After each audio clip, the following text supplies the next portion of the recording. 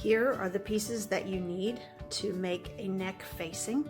Your back bodice, your front bodice, the front facing and interfacing. They should match the same shape here. And the back facings should also match here. You'll then take your interfacing and they should match the bottom edge but be slightly smaller around the neck and shoulder edge. The first step for making this technique is to take the bumpy side of your interfacing, which is the glue, and put it facing out on the facing. So you're going to be sewing along this outside edge with the bumpy side of your interfacing facing up and the right side of your facing up. So you're looking at the wrong side of your facing and the bumpy side of your interfacing. And you will be sewing at 1/4 inch around this outside edge.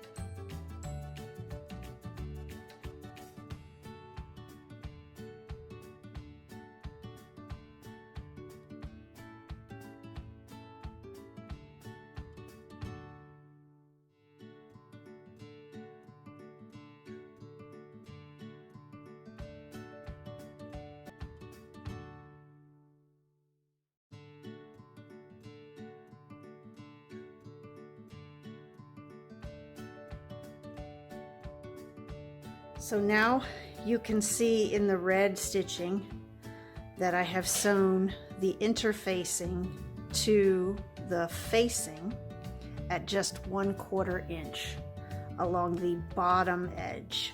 So not the neck edge, but the lower edge, okay? And then you're going to flip it and iron it so that when you turn it this way, your edge will be finished and you will fuse your interfacing to the wrong side of the facing. So you're going to turn it so that the edge is all out along that edge, and then we're going to press it, and the heat of the iron is going to fuse that interfacing to the facing.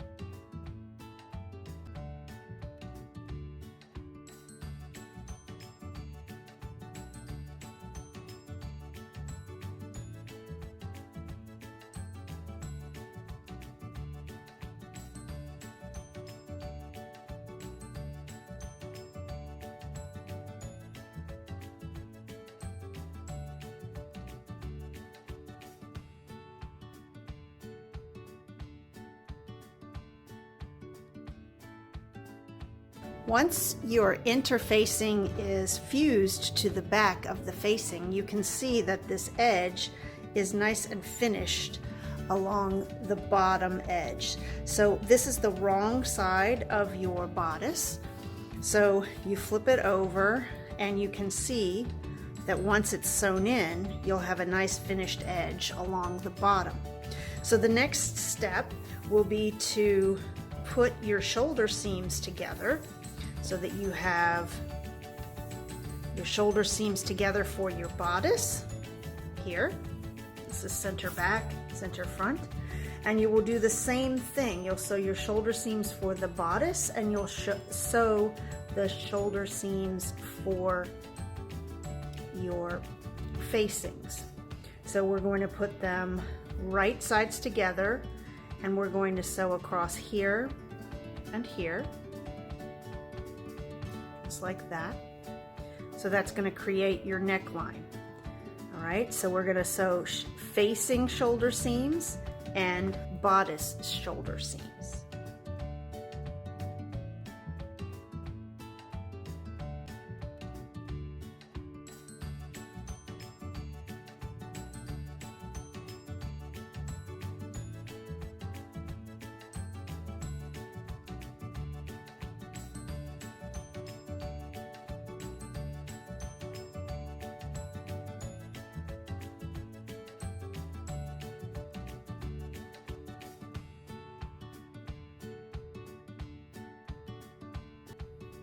Okay, so now we have our shoulder seams sewn so that you have your center back here, your center front here, shoulders.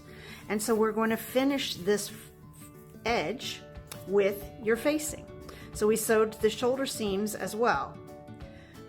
You can sew these shoulder seams and then do your interfacing fusing. I chose to do them separately so that you could see the processes here, but you can do this as one piece. In other words, sew your shoulders first. So now you're going to take the right side of your facing and put it to the right side of your garment, like this. And you're going to sew the neckline edge. Usually in patterns, this seam allowance is about 3/8 of an inch, not your traditional 5/8 or half. So on this example though, I'm just using very small seam allowances, and I'm using the red thread so that you can see the seams. But on yours, obviously you are going to use matching threads and matching products. Your facing is usually also the same as your outside fashion fabric, but so that you can see it better, I've chosen a darker one. So now we're going to sew around the neckline only and then press it flat.